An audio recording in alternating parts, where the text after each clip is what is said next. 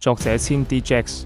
故事夢幻島千版0.1至第3代夢幻島創造神命運機創世經歷故事第30集，關於維度分身想投胎輪迴轉世，已經3萬維度的皇帝大比數決定分身，若果投胎輪迴轉世，只需航下5個維度就可以投胎轉世，接住慢慢開開心心升上維度就可以了。一經升維度，每個維度謹記需要繳付清升維度費用，否則不繳交維度升遷，身體會壞機，吃神素藥也沒有作用。如果不繳交升維度費用，可能嚴重的會死亡，請記得留意這點事情。另外，神界是有派遣若高維度大神問起，最好保持低調。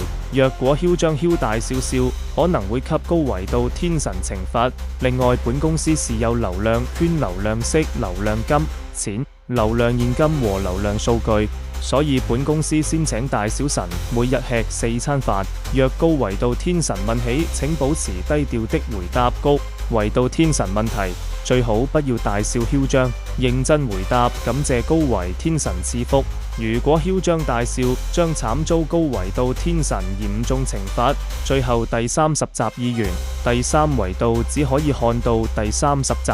若想知更多維度的事和觀看，第31集將在第4維度或以上先可以收看。最後第30集意願，想觀看第31集或更多集數，請升至第4維度或以上維度方可收看。